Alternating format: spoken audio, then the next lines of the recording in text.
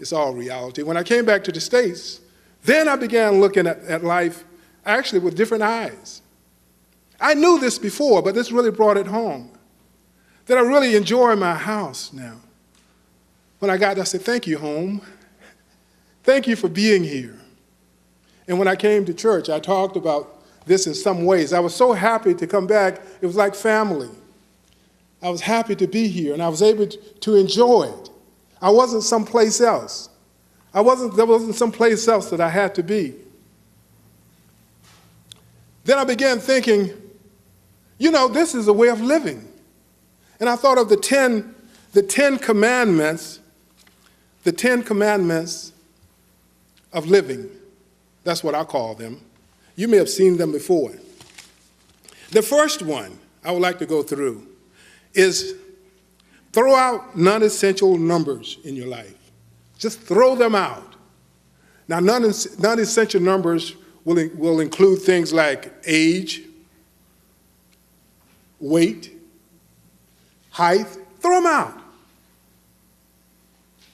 Get rid of them. 35 don't mean anything. I got that 30. I was thinking, boy, 35, that sounds like football numbers, like 35 on a football jersey. But when I began enjoying the artwork, the numbers didn't really mean anything. I saw a sculpture. How many love sculpture like Michelangelo? All the times that I've been in Italy, and I studied art history, I never studied Bernini. Bernini also is a sculptor. How many know of Bernini? Wow. How about his artwork? It takes stone. Stone is like flesh. And we went into this place. It was, oh boy, I want to forget it. It was in the palace. What was it, Ola? Do you remember? The Borges Palace. I had never been in there. And it had Bernini's work. And it looked alive. He had the marble that was carved, what, 500 years ago, that looked as if it was flesh, as if he was holding. It was so soft and supple. It was so beautiful. Then I thought, wow, I'm enjoying this with completely new eyes. It was like young eyes. It was like I'd never seen it before. I was like I was in Disneyland. Wow. Throw away the numbers. These are non-essential numbers. They don't work for you. You don't need them. Number 2, keep only cheerful friends.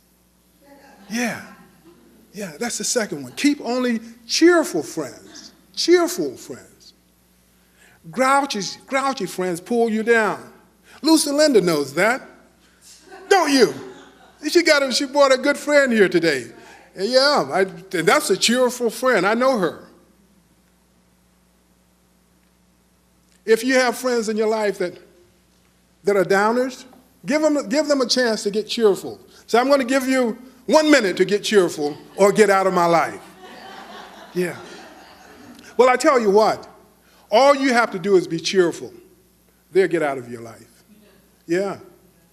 Have you found when you begin changing your life that all of a sudden you don't become you're not fun to your friends anymore? I remember when I used to smoke. And I stopped smoking. My friends, all of a sudden, I saw my non-smoking friends began falling away. Then I used to drink and go to bars and stuff. All of a sudden, my non-drinking friends just fell away. Some of them would even tell me that, hey, you're getting pretty dull around here. We don't want to be with you. And as they fell away, I found that my life was enhanced because I got new friends. I began coming to this church. Had a new family. And other friends came in that was joyful, that lifted me up. And I felt like Jesus. If I be lifted up, all around me is lifted up. You felt that way, haven't you? If you go into a place smiling and someone is grouchy, if you keep smiling, they don't stay around you. They can't. You know, it can't. There's too much light for them. It just, it hurts them. Yeah, it does, yeah. You're just smiling. Why are you smiling? I'm smiling because I can't frown, you know. And 3, keep learning. An idle mind is the devil's playhouse. Now, you know, the devil is negativity. An idle mind gives negative thoughts. It creates a vacuum for negative thoughts to come in. So keep learning. Keep filling yourself with new ideas.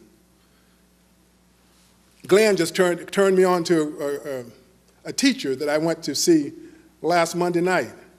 And I was just amazed. I learned something new. I said, wow, I feel good. You get excited. You feel new. The endorphins in your soul sort of spill over. You know, you feel good. You probably feel that way with new songs. To hear you sing today, this song, this is a beautiful song. I felt good. I felt excited. I wanted to get up and sort of shake it up a bit. You know, I wanted to pat my heart. I wanted to pat my feet because it felt good. So fill yourself with new ideas. I just did a memorial service today, a couple of days ago. And in that memorial service, the family began talking about their grandmother and great-grandmother. And they were saying what she loved to do, that she loved gardening. And so she did that right up until the last. And this is, she loved sitting in the sun. So she would just sit in the sun, and she would sit there, and she would doze off, and she would wake up, and she would just sit in the sun. She loved sitting in the sun. And she did that. So that was, and we loved sitting with her. So she would be out there sitting, we would sit in the sun with her. That's what her granddaughter would say. And she loved making pancakes for us. And she did it right up until the last. She was a little slower at the last, but she was still making pancakes. Those of us who are grandparents, and some who are great-grandparents, we know that feeling, that you keep active, keep doing new things. Number 4, enjoy the simple things. Enjoy the simple things in life. Now, all of us have a lot of simple things in our lives, some that we take for granted. Sometimes it comes in the image of a spouse. Sometimes it comes in the image of things that we have around our house.